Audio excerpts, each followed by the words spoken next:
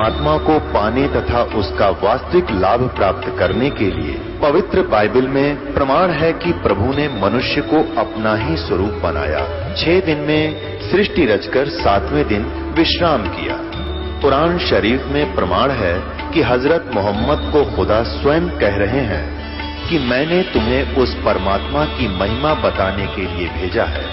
वो परमात्मा कबीर है जिसने 6 दिन में सृष्टि रची तथा 7वें दिन तख्त पर जा विराजा। उसकी खबर किसी बाखबर से पूछकर तो देखो। कृपया अवश्य सुनिए जगत गुरु तत्वदर्शी संत रामपाल जी महाराज के अमृत वचन। जिन हमरी सीख लई काटो जम जंजीरे, गरीबदास के सब सोने ऐसे कहें कबीर। फिर बाजी बेदना रचे वे नहीं जीव अवंते। जिन मेरी शिक्षा ले ली आखिरी सांस तक भजन करते रहे इस मर्यादा में, फिर वो सदा के लिए सतलोक चले जाएंगे, वहाँ अमर पटा पाएंगे। अमर पटा, ओए अमर पटा, सदा के लिए परमानेंट उसी का हो जाना। फिर बाजी बेदना रचे वे नहीं जीव अवंत। गरीबदास सतलोक में अमर पटा पावन थे। अनंत कोट बाजी तहाँ रचे सकल ब्रह्मंड। गरीबदास मैं के करूं हूं यो काल करत जीव खंडे। अब के बताते हैं केसो, कबीर जी कह रहे हैं केसो को कि अनंत कोट बाजी जहां मन रचे सकल ब्रह्मंड। और कबीर साहब कहते हैं मैं क्या करूं, ये काल जो है मेरे बच्चों को मेरे से दूर कर लेता है, बकवाद करके झूठी साची इधर उधर की लगा के इनसे खंड कर देता है। मेरा बच्चों का नाम तो खंड करवा देता है। खंड होने से फिर मेरा कनेक्शन खत्म हो जाता है। एक वचन हुआ था काल से कि जो तेरी बात को माने तेरे, मेरी बात को माने मेरे। अब काल के दूतों के जो ज्ञान को स्वीकार करके यहाँ से छोड़ जाते हैं तो उसके बारे में कहते हैं वो प्यारी आत्मा अब काल के मुंह में चली गई। अनंत कोट बाजी जहां मन रचे सकल ब्रह्मांड।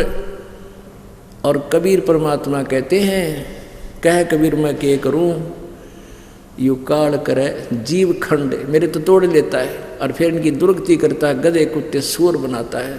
और मुझे बहुत दुख होता है इन बच्चों का जो यहाँ से चले जाते हैं। किलों काल निकंद हूँ जीव विदंस नहीं होवे। गरीबदास जुल्ला कहे मेरा शब्द न बूझत कोई। कहते इस काल ने कील दूं, तुम्हारी तरफ झांके भी कोई ना, देखे भी नहीं, ऐसा कर दूं इस कील काल को। लेकिन मेरी बात ने कोई सुनता तो को नहीं, हमारे ज्ञान को कोई सुन के राजी को ना। एक के सौ साहेब धनी मैं हूं तुमरा दास।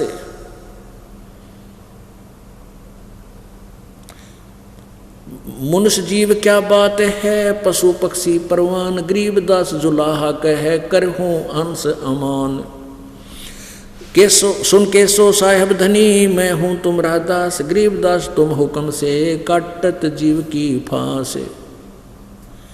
अब परमात्मा कहते हैं आप मेरे भगवान हो, डबल रोल कर रहे हैं। केसो को कह रहे हैं कि सुन केसो साहेब धनी मैं हूं तुमरा दास। गरीबदास तेरे हुक्म ते मैं काटूं जीव की फांस। अब काम सुन स्वामी साहेब धनी मुझ आजिज की कल्प सुन तुम उतरे तत्काल। गरीबदास जुल्हा कहे मग छीना पंथ बाल। सुन स्वामी साहेब धनी करहूं हंस अर्ज अनेक। गरीबदास जुल्हा कहे पूर्ण की ने भेख। पूर्ण ब्रह्म कृपा निदान सुन के सो करतार।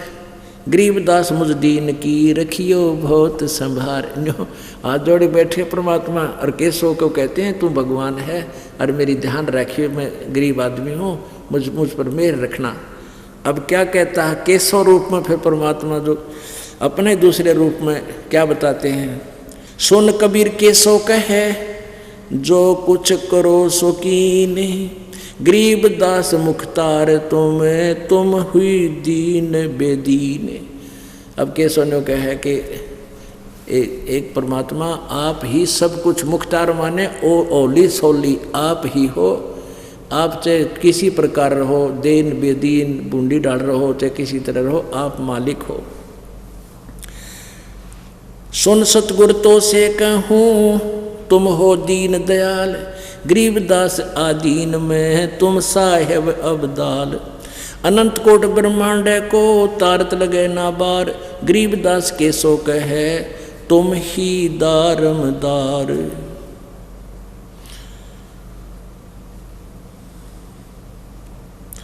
तुम ही दारमदार हो यहाँ कल्प नहीं इंच, गरीबदास के सो कहे ये तुमरे ही परपंच।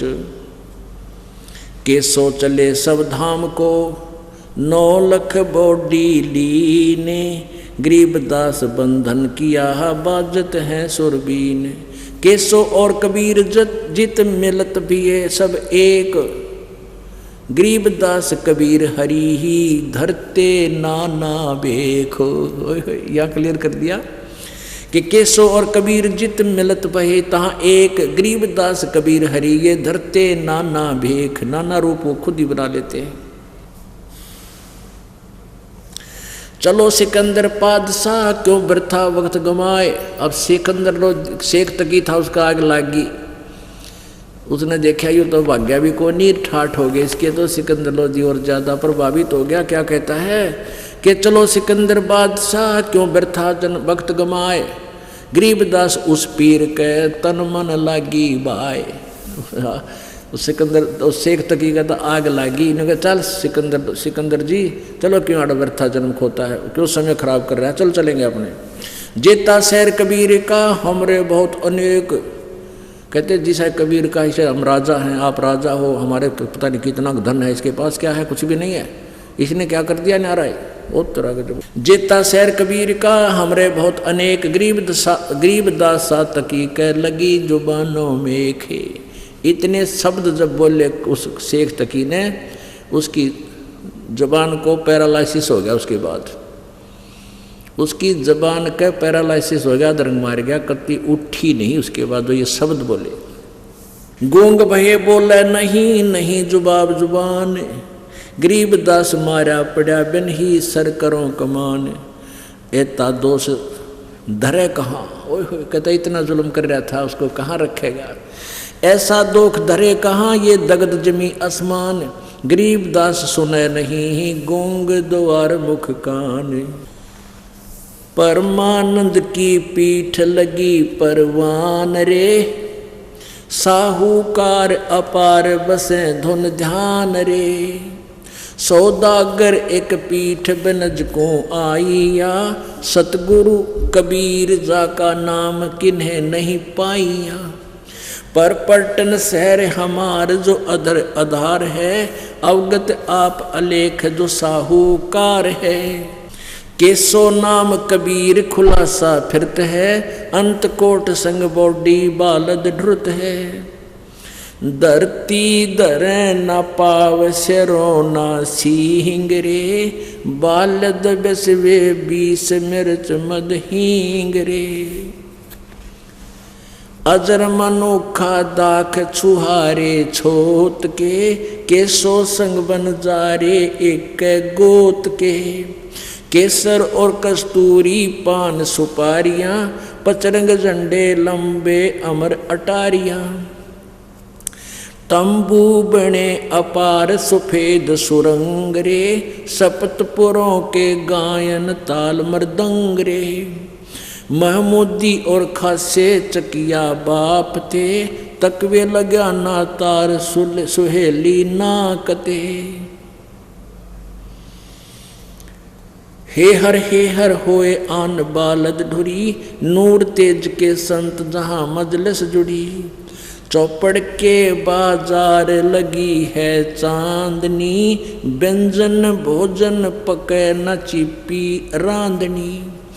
गेहूं चावल चून मिठाई दाल रे, गरत सहित पकवान पड़ी जहाँ पाल रे। कहते इतना सामान था न, पाल की पाल जैसे आटा है, आटे का भी तो ढेर लाग रहा। 18 लाख आदमियों का भोजन एक कवे के थोड़ा हो से। कहते नो पाल के पाल मानो ढेर के ढेर जैसे टिब्बे से हुआ करे। कहते नो पड़े की तो चावलों के की तो घी, उसके आटे के, चीनी जैसे खांड के, बूरा के, घी के। गैबी अर्श विमान सुरों की सैल रे, कोई ना जाने भेव जीव सब लैल के। साहस सिकंदर सुनकर मेले आईया, हरिया महबूब कहता दास गरीब भेद ना पाईया।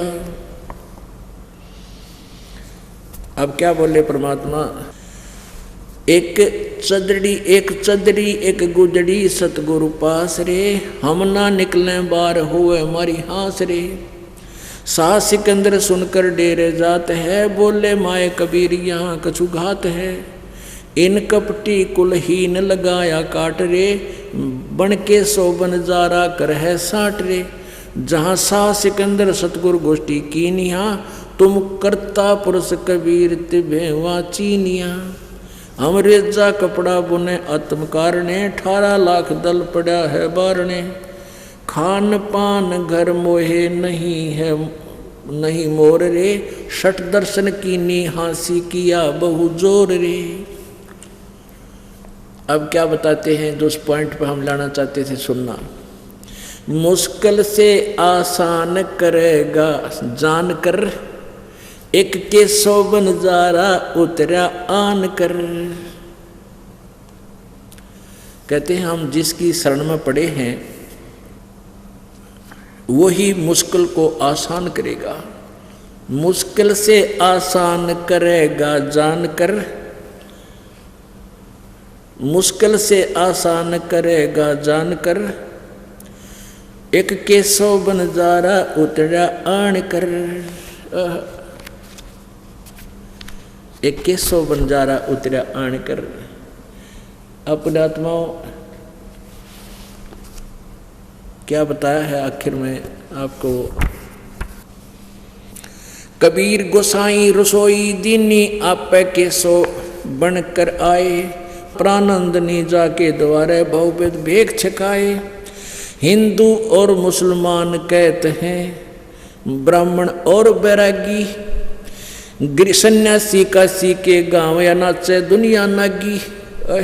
आगे क्या बताते हैं, कोई कहे भंडारा दीना, कोई कहे महोछा, बड़े बड़ाई करया करें भाई गाड़ी काढ़े ओछा। अब क्या बताया है परमात्मा ने कि सिकंदर सातक और शेख तक की तनो कह के किया इसने, ऐसा हमारे अंदर हमकरा कितना कर दें, हम भी तो आप राजा हो, इसके ऊपर क्या प्रभावित होते हो, क्या करा इसने महोछा सा किया है। पुणात्मा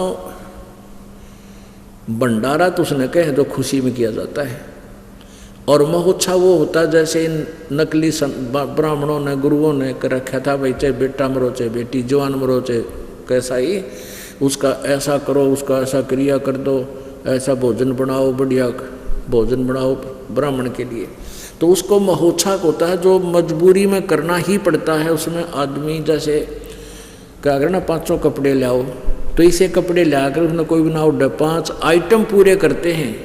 और खुशी जब होती है तो आदमी जो है ना 2 रुपये की बजाय 20 रुपये का सामान लाता है। तो शेख तकी तन्यों का है कि एक राही ने महोत्सव सा किया है। तो क्या बताते हैं, कोई कहे जग जो नार करी है, यज्ञ जो नार यानी खुशी में जो किया जाता है। कोई कहे यज्ञ जो नार करी है, कोई कहे महोत्सव, बड़े बड़ाई करया करें भाई गाली काढ़े ओछा। बड़े आदमी ही दूसरे की प्रशंसा कर सकते हैं, वह बहुत अच्छा आदमी है, बहुत अच्छा काम किया, और निकम में तो फिर भी उसने गाली काट दिया करना, वहीं छक्के जावें वहीं खावें और उसी को फेरने के क्या करा इसने, ऐसा होता हम शो कर दें। तो पुण्यात्माओं यहाँ परमात्मा ने क्या सब वाणी है कि साईं इतना दीजियो जामे कुटुंब समावे, हम भी भूखे ना रहें अतिथि ना भूखा जावे। अब ये ऐसी लीला आपके घर पर कैसे होंगी, कब होंगी, जो आप जैसे परमात्मा ने लीला करके दिखाई ऐसे आप करोगे।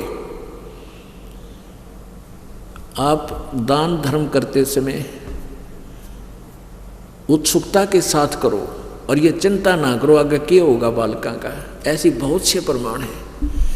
एक भक्त कह रहा था कि उसके 2 लड़की थी, पुत्र था नहीं, और वो इतना श्रद्धालु था कि जो कुछ भी नौकरी करता था, अच्छा अफसर था, सारा दान धर्म में लगा देता था।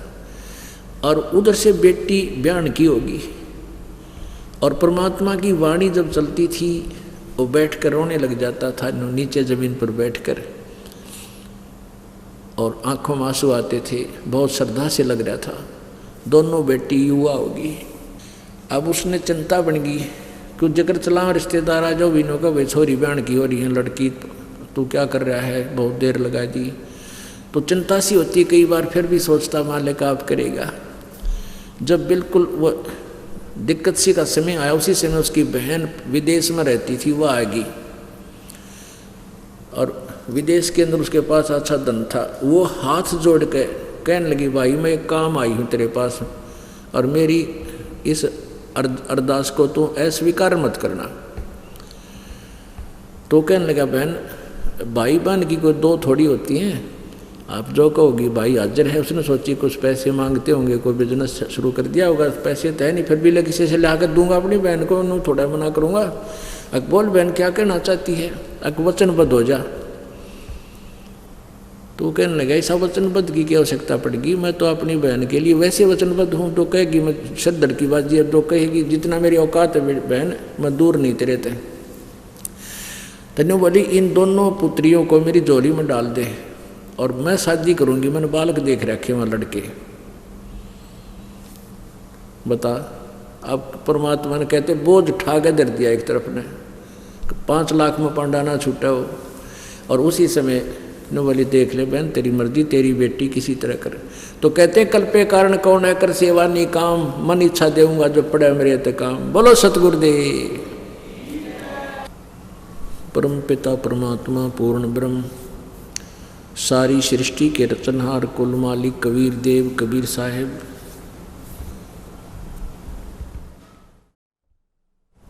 ये वो परमात्मा हैं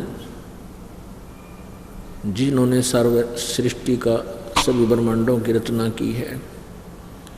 ये हम सब आत्माओं के पिता हैं, ये हम सब आत्माओं के उत्पत्ति करता है। ये परमात्मा 600 वर्ष पूर्व, लगभग 600 वर्ष पहले, सन 1398 में बनारस के अंदर काशी शहर में एक लहर तारा तालाब के अंदर विकसित कमल के फूल पर शिशु रूप धार के विराजमान हुए थे। वहाँ से नीरू और नीमा नाम के एक जुलाहा दंपति थे, वो उनको अपने घर ले गए। जुलाहे के घर पर परवरिश की लीला होने के कारण परमात्मा आगे चलकर जुलाहे का कार्य करने लगे। और मूल उद्देश्य उनका जो था कि तत्व ज्ञान प्रचार करूं, अपनी प्यारी आत्माओं को अपने विषय में जानकारी दूं, वो कार्य भी उन्होंने समांतर किया।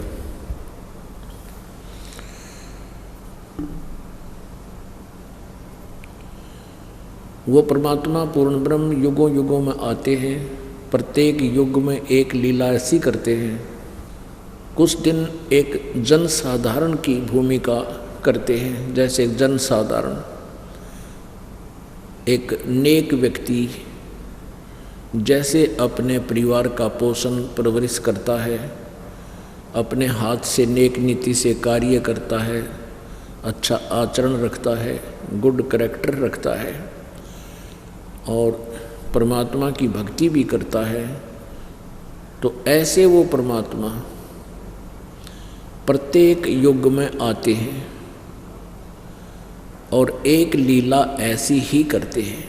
वो परमात्मा पूर्ण ब्रह्म परम अक्षर ब्रह्म सत्य पुरुष जो लीला करते हैं, किया करते हैं, पहले की हैं, तो उनकी जानकारी वेदों में वर्णित है कि परमात्मा की ये पहचान है, वो ऐसे ऐसे लीलाएं किया करते हैं।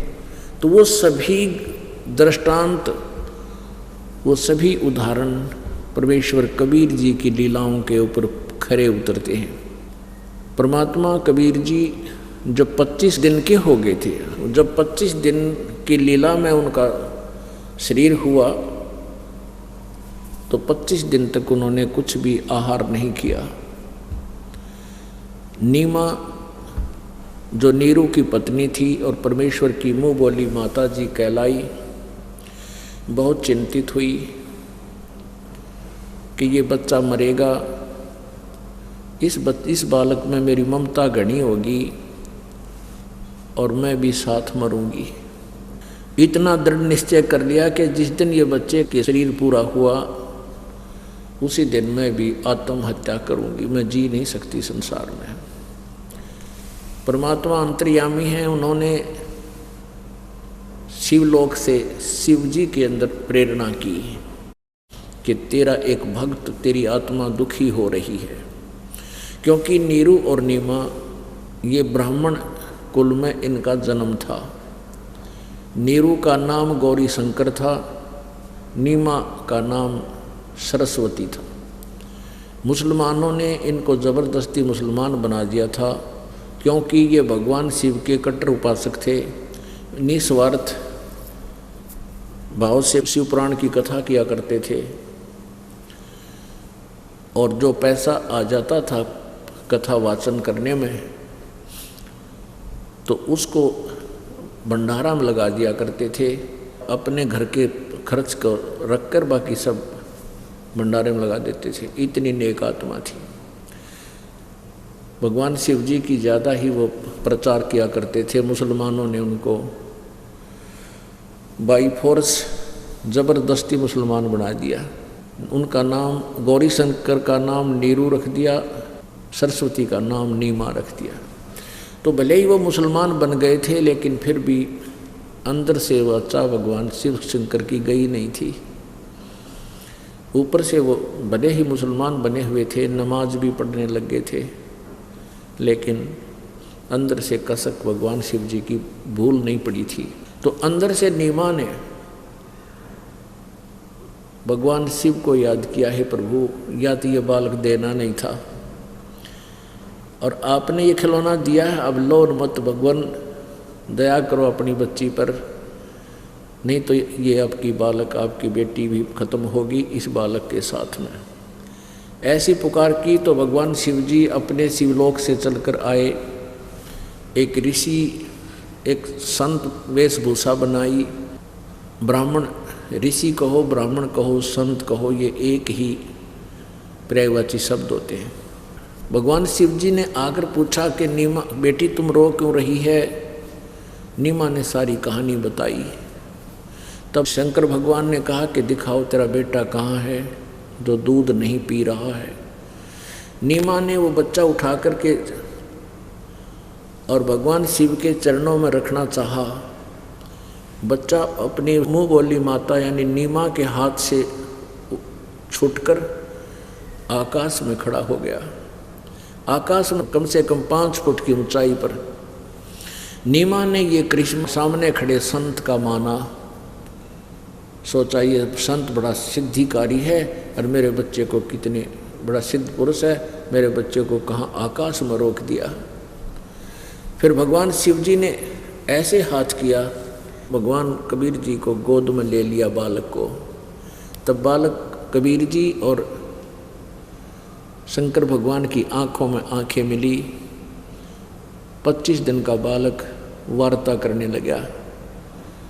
परमात्मा ने कहा कि भगवान इनसे कहो एक कुंवारी गाय ले आवे और कुंवारी गाय पर आप अपने हाथ की थपकी मार देना, वो दूध देवेगी,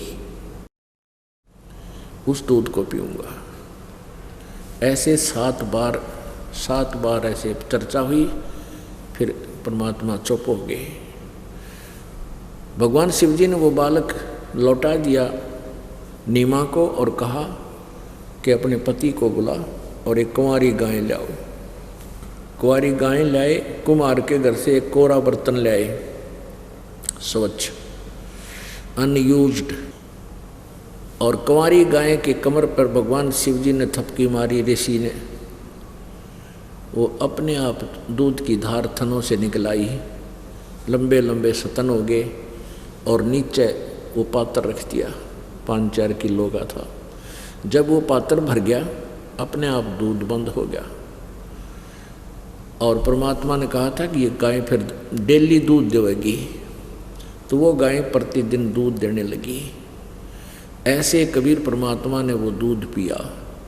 उसके बाद वो परमात्मा कबीर जी का बाल्यपन उस कुंवारी गायों के दूध पीकर ही परिवर्ष हुई, तृप्त हुए। अब पुण्यात्माओं, आज तक ये लीला किसी संत की नहीं है, किसी भगवान की नहीं है। और वेदों में लिखा है कि जो पूर्ण परमात्मा जब शिशु रूप धार का आता है वो ऐसी लीला करता है। आपको दिखाते हैं ऋग्वेद मंडल नंबर 9 और सूक्त नंबर 1 मंत्र नंबर 9 में कि देखिएगा, ऋग्वेद मंडल नंबर 9-10 मंडल है, महर्षि दानव सरस्वती के इस पर लिखा हुआ है।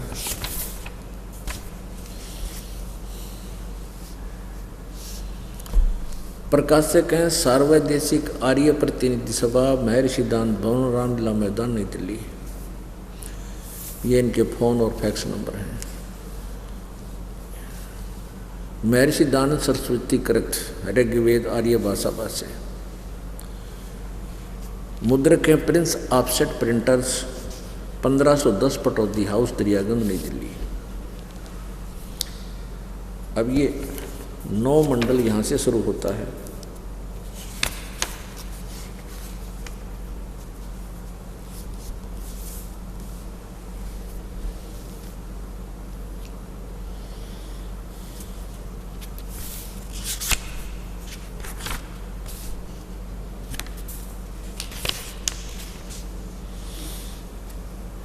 यहाँ देखिए ऋग्वेद मंडल नंबर 9, नवम मंडल।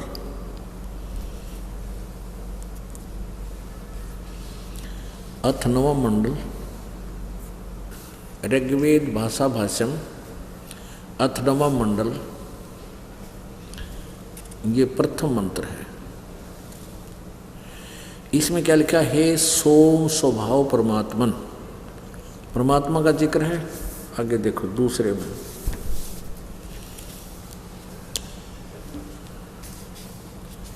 हे परमात्मन, दूसरे मंत्र में हे परमात्मन आप।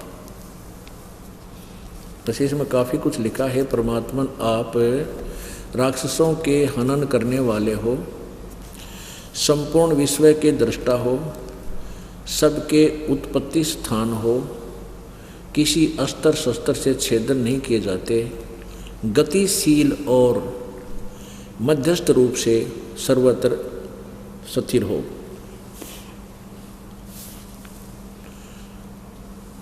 नंबर 3 2 पढ़ लिया आपने। अब 3 में क्या है? हे परमात्मन, ये दास कैसे इसको सिद्ध करना चाहता है वो दिखाना चाहता है। 4 में ऋग्वेद मंडल नंबर 9 सूक्त नंबर 1 के मंत्र 1 से 4। जो 4 में हे परमात्मन, 5 में हे परमात्मन, 6 में हे परमात्मन, ये 7 है यहाँ पर। अब यहाँ 7 और 8 में इन परमात्मन शब्द छोड़ दिया, पुरुष शुरू कर दिया। यह लिखना था उस परमात्मा को ज्ञान यज्ञ में भली प्रकार ग्रहण करती है। यहाँ पुरुष शुरू कर दिया क्योंकि आगे इन अड़ंगा अड़ाना था ना 8वें में। उस पुरुष को यहाँ लिखना था उस परमात्मा को उग्र गतियाँ, यानी ऐसी विकट परिस्थितियाँ हो जाती हैं, वो परमात्मा को यहाँ आना पड़ता है। उग्र गतियाँ प्रेरणा करती हैं और भासमान शरीर को होय होय बांकुरम धृतिम, भासमान शरीर को, तेज पुंज के शरीर को वह पुरुष प्राप्त होता है। यानी तेज पुंज अन्य तन देह धरकर वो ईश्वर धाम को भेंट ही प्राप्त होता है।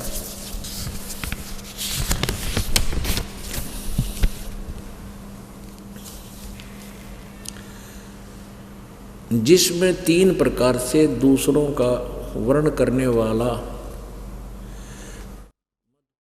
मधुमय शरीर मिलता है। अब देखो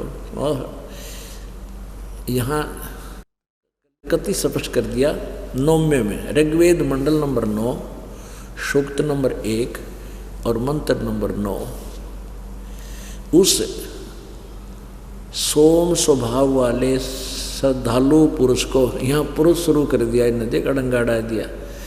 उस सोमम माने अमर पुरुष, अमर भगवान, उस अमर पुरुष अमर परमात्मा को यहाँ हम ऐसे बोलेंगे, जो शिशु रूप धारण करके प्रकट होता है। शिशुम कुमार अवस्था में ही यानी बालापन में ही सब प्रकार से अधन्याधेनव, अधन्या माने बिना दनाई, जो कभी भी अभी अधन्याधेनव, अभी माने पूर्ण सब प्रकार से, अधन्या माने बिना धनाई अनटच्ड, धेनव माने गौवें तृप्त करती हैं। ये बंदी छोड़े।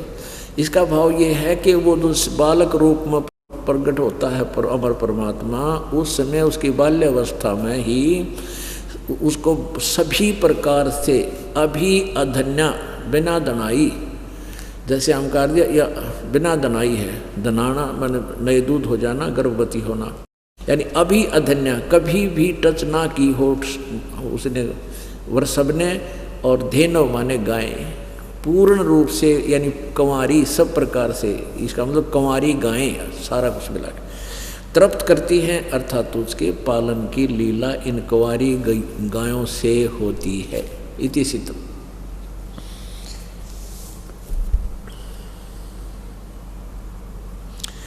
उसका उद्देश्य क्या होता है परमात्मा का यहाँ आने का? अगले 10वें मंत्र में कहा है, ऋग्वेद मंडल नंबर 9 सूक्त नंबर 1 मंत्र नंबर 9 आपने पढ़ लिया कि कंवारी गायों से उस शिशु रूप में प्रकट परमात्मा की परवरिश होती है। कंवारी गायें दूध देती है तब भगवान पीता है। तो यह लीला परमात्मा कबीर जी की, ये वेद तो दास ने ईब देखे 5 वर्ष से 6 वर्ष से, उससे पहले लगभग 10 वर्ष से ये दास परमात्मा की लीला, क्योंकि ये तो 600 वर्ष पहले लिखी हुई लीलाएं कबीर जी की, आज की नहीं है। तो उनमें ऐसा प्रमाण है कि वो परमात्मा जब प्रकट हुए कुंवारी गाय से दूध पिया उन्होंने, और उन्होंने अपने आप दूध दिया। अब वो किस उद्देश्य से परमात्मा यहाँ आते हैं ये देखिएगा, ऋग्वेद मंडल नंबर 9 सूक्त नंबर 1 और 9 आपने पढ़ लिया। अब 10वां देखो, विज्ञानी पुरुष यानी वो तत्वदर्शी परमात्मा इसी भाव से संपूर्ण अज्ञानों को नाश करता है। इसी श्रद्धा के भाव से सूरवीर अपनी वीरता के मद में मस्त होकर ऐश्वर्य को प्राप्त होता है। यानी उस परमात्मा का उद्देश्य क्या होता है कि वो अज्ञान का नाश करने के लिए आता है और सूरवीर की तरह निर्भय होकर के अपनी वाणी ढोल के डंके पर बोलता है। यहाँ देखिएगा, ऋग्वेद मंडल नंबर 9 सूक्त नंबर 2 शुरू हो गया। ऋग्वेद मंडल नंबर 9 सूक्त नंबर 2 मंत्र नंबर 1 में,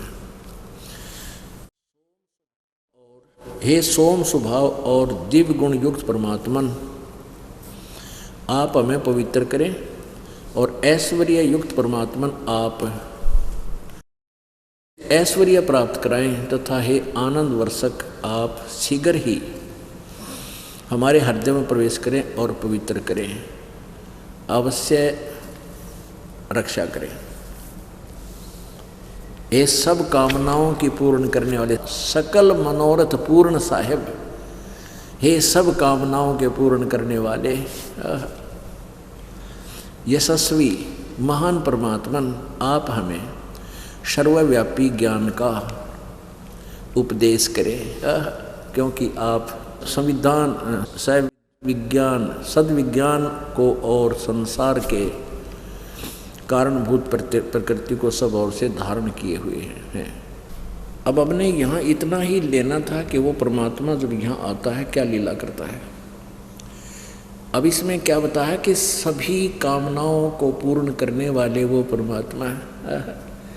यानी आप जब परमात्मा कबीर जी की शरण में आ जाते हो, आपको किसी भी आवश्यक वस्तु की आवश्यकता होती है। एक तो मन बकवाद करता है, मन की मालिक नहीं सुनता, क्योंकि मन तो काल है, और आत्मा जब सच्चे हृदय से आवश्यक वस्तु को पुकार करती है, 1 मिनट भी देर नहीं लाओगा, आपके लिए हाजिर करेगा परमात्मा, कहीं ना कहीं से आपकी व्यवस्था करेगा कबीर जी।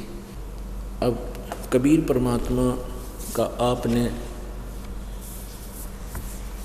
दिन में सत्संग सुना के साईं इतना दीजिए जिसमें कुटुंब समावे, हम भी भूखे ना रहें अतिथि ना भूखा जावे। आपने ये भी देखा कि परमात्मा एक लीला कर रहे थे।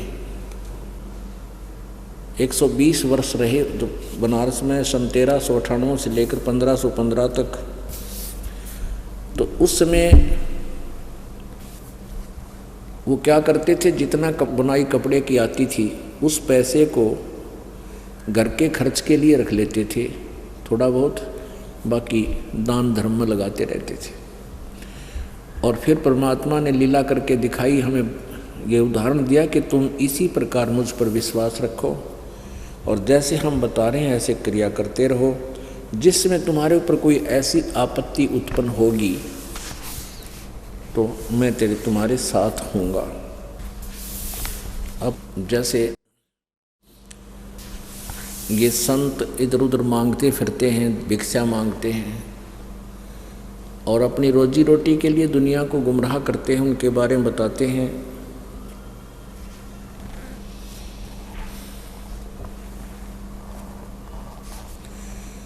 क्या बताते हैं, नट पेरना कांजर सासी मांगत हैं बठियारे, जिनकी तारी लागी तत् में वो मोती देवे उधारे। बिन ही मांग्या देत चिदानंद छाजन भोजन लोई, 56 भोग संजोग सुरत आवे नई रसोई।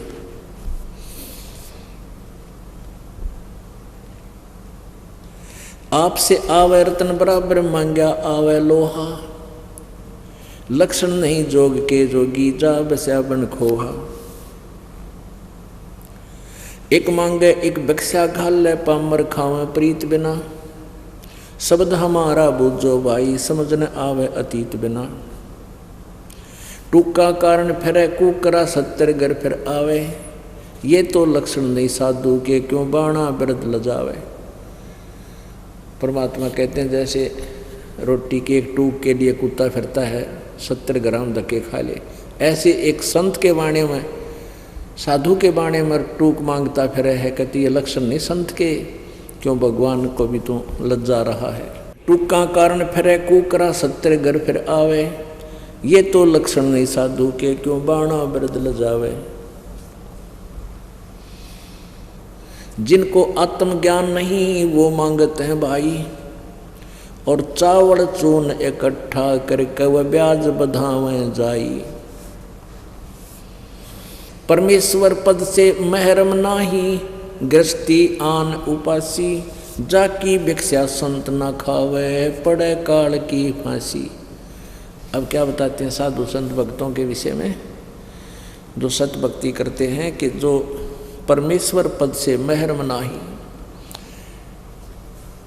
परमात्मा हमें ये बताना चाहते हैं, ये इतनी गूढ़ वाणी है परमात्मा की, इतना गूढ़ वेद है, ये 5वां वेद सूक्ष्म वेद, ये सच्चिदानंद घन ब्रह्म की वाणी है, जिसके विषय में गीता जी अध्याय नंबर 4 के श्लोक नंबर 32 में कहा है कि परमात्मा जो आध्यात्मिक अनुष्ठान के विषय में 25 से लेकर 31 तक जो वर्णन किया है, वो कोई कैसी साधना करता है, कोई जैसी ऐसी करता है, लेकिन सभी अपनी साधना को पाप नाशक जानते हैं। लेकिन विशेष विवरण उस ब्रह्मण मुखे माने सच्चिदानंद घन ब्रह्म द्वारा अपने मुखारविंद से उच्चारित वाणी में, यानी कबीर वाणी में विशेष वर्णन है। उसको गीता जी अध्याय नंबर 4 के श्लोक 34 में कहा कि उस तत्व ज्ञान को तू तत्वदर्शी संतों के पास जाकर समझ, उनको दंडवत प्रणाम करने से,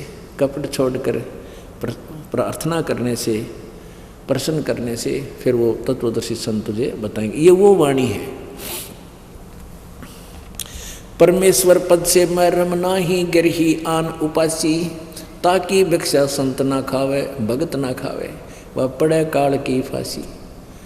जो आन उपासना करते हैं, परमात्मा की भक्ति नहीं करते हैं, कहते उनका तो टूक भी नहीं खाना चाहिए, उनकी तो भिक्षा भी नहीं खानी चाहिए, ताकि भिक्षा संत नहीं खावे, पड़े काल की फांसी। अब एक तो ईश है, सेकंड नंबर का ईश्वर है, और तीसरे नंबर का लास्ट परमेश्वर है। जैसे ब्रह्म, फिर परब्रह्म, और तीसरा पूर्ण ब्रह्म, परम अक्षर ब्रह्म, ये तीन परमात्मा है। ब्रह्म ईश ब्रह्म है, जिसको काल भी कहते हैं, 21 ब्रह्मांड का स्वामी है। और परब्रह्म, इसको अक्षर पुरुष भी कहा है, गीता जी अध्याय नंबर 15 के श्लोक नंबर 16 में। और ये सात संख ब्रह्मांड का स्वामी है। और तीसरा परम अक्षर ब्रह्म, पूर्ण ब्रह्म, सतपुरुष कहो, ईश्वर, परमेश्वर। तो फर्स्ट नंबर ये असंख्य ब्रह्मांड का स्वामी है। फर्स्ट नंबर का ईश, इसको ब्रह्म भी कहते हैं, केवल 21 ब्रह्मांड का स्वामी है, मालिक है, प्रभु है। और सेकंड है ईश्वर, यानी ईश से श्रेष्ठ, वर माने श्रेष्ठ। और इसको परब्रह्म भी कहते हैं, अक्षर पुरुष भी कहते हैं, अक्षर ब्रह्म भी कहते हैं।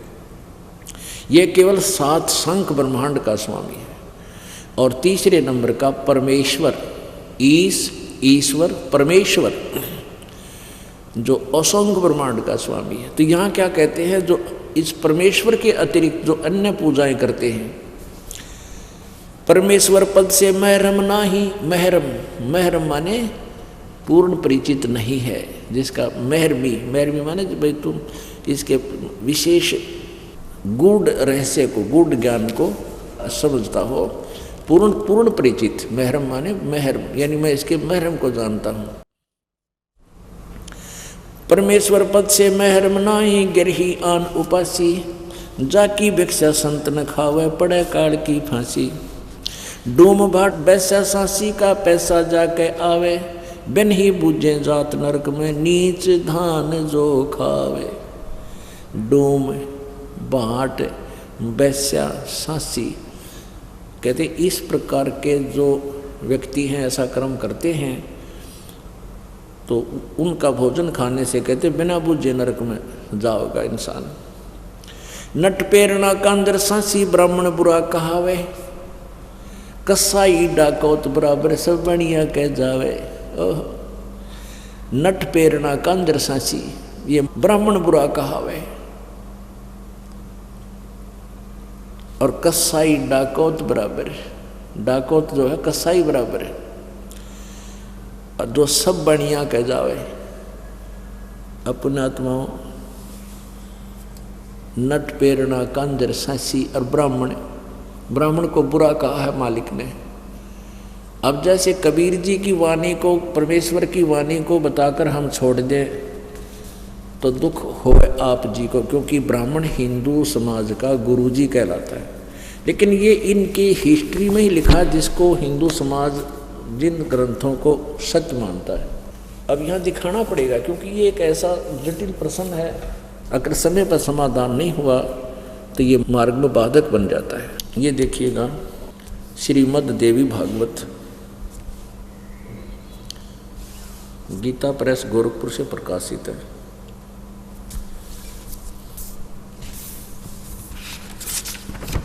संपादक हनुमान प्रसाद पोदार और चिमन लाल गोस्वामी। प्रकाशक एवं मुद्रक हैं गीता प्रेस गोरखपुर, गोविंद भवन कार्यालय कोलकाता का संस्थान। ये इनके फैक्स और फोन नंबर है। इसके 414 पृष्ठ पे आपको दिखाते हैं। संक्षिप्त देवी भागवत और छठा स्कंद, 414 पृष्ठ। जन्मेजय ने पूछा, महाभाग किस युग में कैसा धर्म का स्वरूप है, इस संपूर्ण विषय को विशेष रूप से बताने की कृपा कीजिए। व्यास जी बोले, राजन, यह निश्चय है कि सतयुग में ब्राह्मण वेद के पूर्ण विद्वान थे और उनके द्वारा निरंतर भगवती जगदम्बा की आराधना होती थी। वह दुर्गा की पूजा करते थे और वेदों के पूर्ण विद्वान माने जाते थे। भगवती का दर्शन करने के लिए उनका मन सदा ललायित रहता था। अब यहाँ क्या दिखाना चाहते हैं, यही धर्म की सतिथि त्रेता में थी, रही, परंतु कुछ ह्रास हो गया। सतयुग की जो सतिथि थी वह द्वापर में विशेष रूप से कम हो गई। राजन, उन प्राचीन युगों में जो राक्षस समझे जाते थे वे कलयुग में ब्राह्मण माने जाते। ओए होए, क्योंकि अब के ब्राह्मण प्राय पाखंड करने में तत्पर रहते हैं, दूसरों को ठगना, झूठ बोलना और वैदिक धर्म कर्म से अलग रहना कलयुगी ब्राह्मणों का स्वाभाविक गुण बन गया। अपने आत्मा ये जच जाएगी, परमात्मा की वाणी अपनी जगह बना लेगी कि ब्राह्मण के विषय में क्या बोल रहे हैं परमात्मा। नट पेरणा कांजर सांसी ब्राह्मण बुरा कहावे, कसाई डाकोत बराबर सब बढ़िया कह जावे। ये डाकोत कहते हैं, कसाई कैसे हैं, मांग कर डरा धमका कर किसी ने तरह न्यू हो जाएगा, ग्रह चढ़ रहे हैं, फलाना चढ़ रहे हैं, और फिर वहाँ से लेकर पैसा, आटा चावल नमक कुछ भी मिल जाओ न तो, और फिर बेच के लाला जी के, और फिर कोई गुटी लाओगा या ब्याज पर पैसे देगा।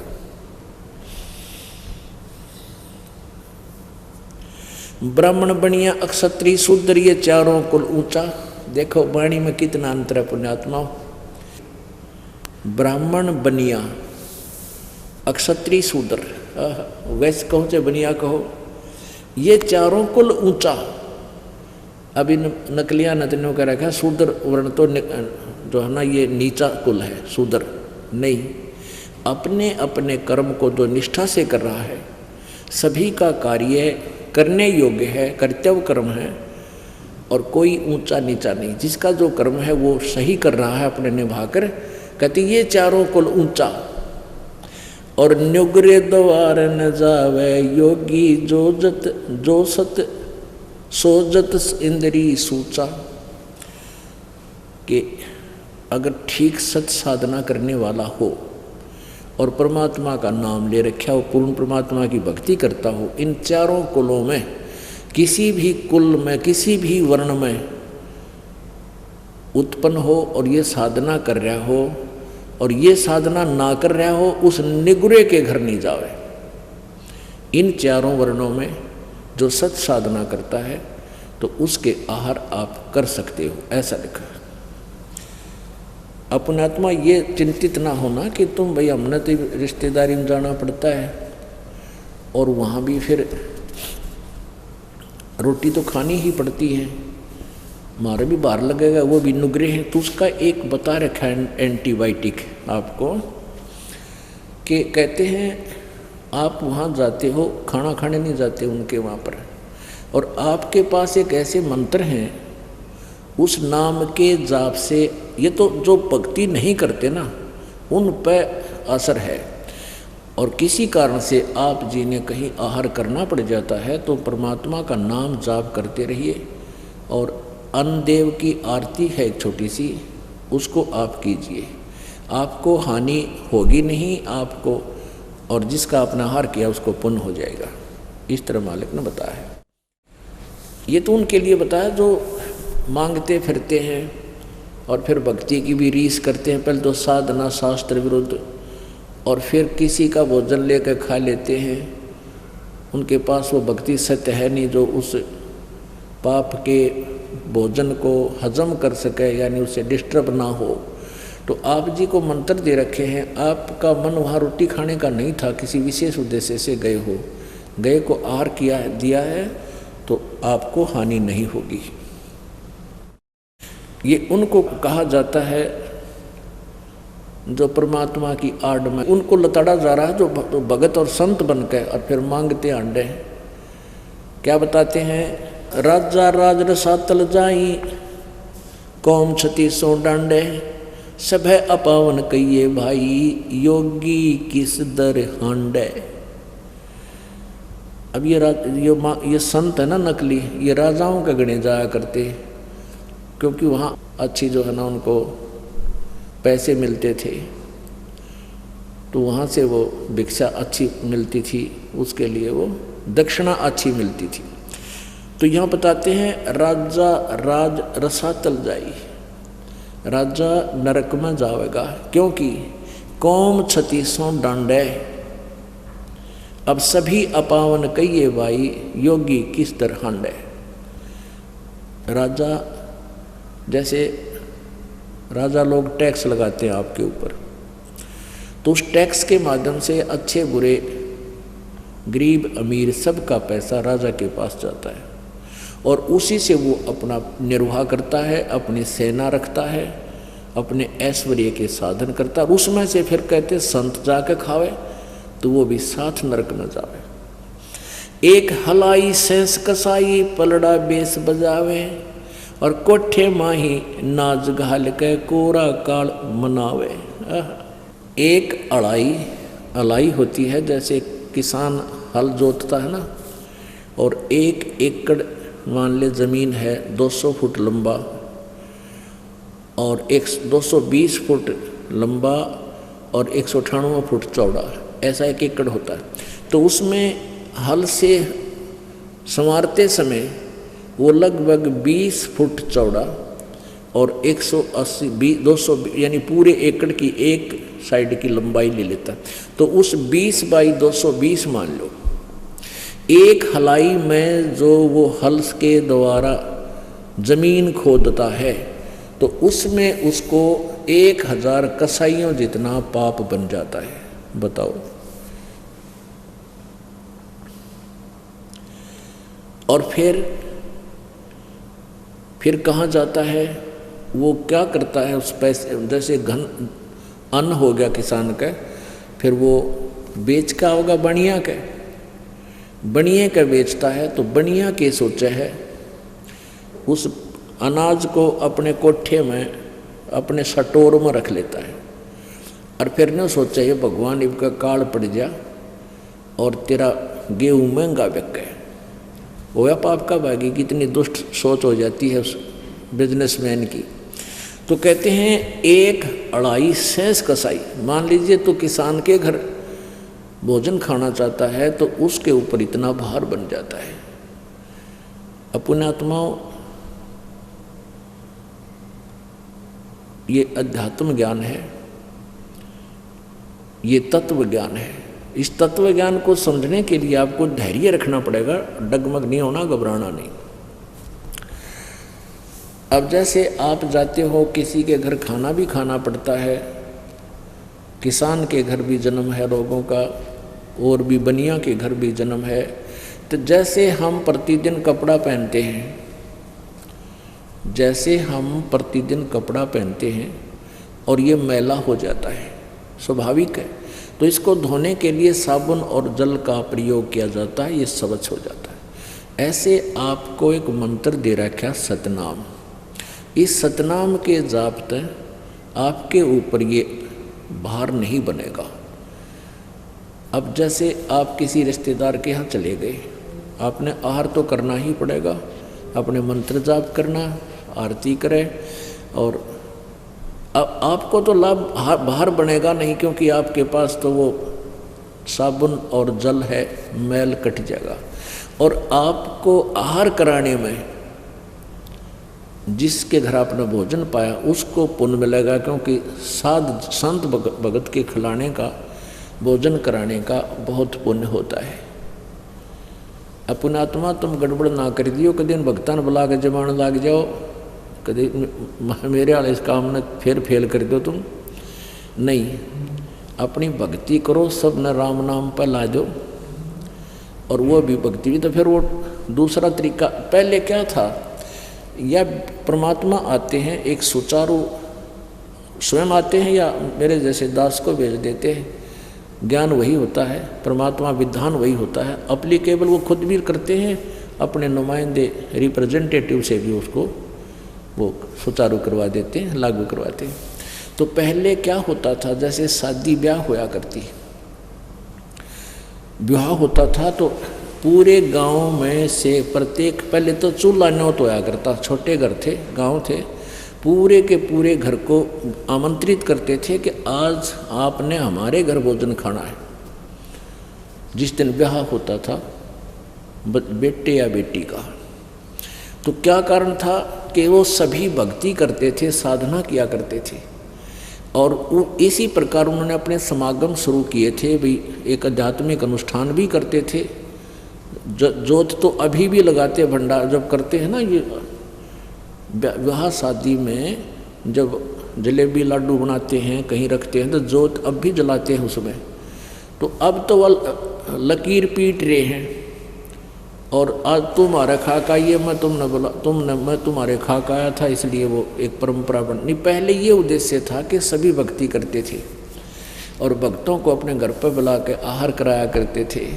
तो ऐसे फिर वो कभी उनके होता था, वो भी यही लालच करते थे कि सारे भक्त आवें, भगवान की यहाँ चर्चा चलावें, अन्न खावें, संत को खिलाने का लाभ मिले।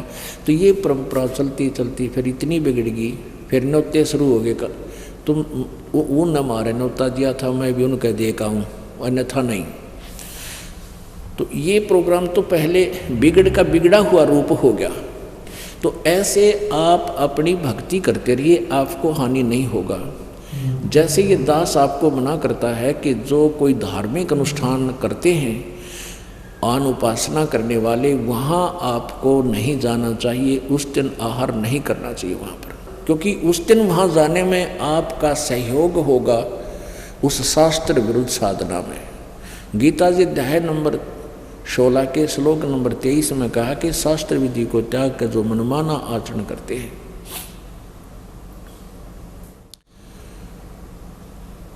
वो उनको न तो कोई सुख होता है, ना कोई सिद्धि होती है, और न ही उनकी गति होती है, अर्थात यूजलेस। तो जैसे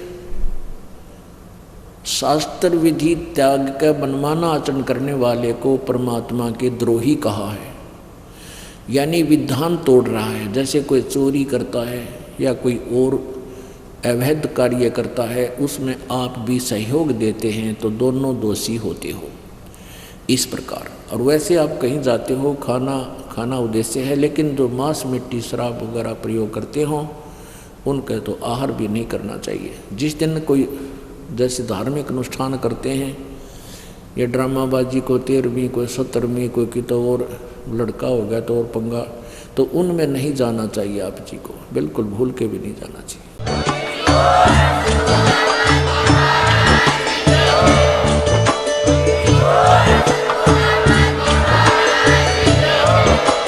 आप सुन रहे थे जगत गुरु तत्वदर्शी संत रामपाल जी महाराज जी के मंगल प्रवचन। अधिक जानकारी के लिए विजिट कीजिए हमारी वेबसाइट www.jagatgururampalji.org। संत रामपाल जी महाराज जी के शुभ आशीर्वाद से पूरे विश्व भर में 500 से भी ज्यादा नाम दीक्षा केंद्र हैं, जिन पर संत रामपाल जी महाराज जी द्वारा ऑनलाइन निःशुल्क नाम दीक्षा दी जा रही है। अपने नजदीकी नाम दीक्षा केंद्र का पता करने के लिए संपर्क करें 8222880541।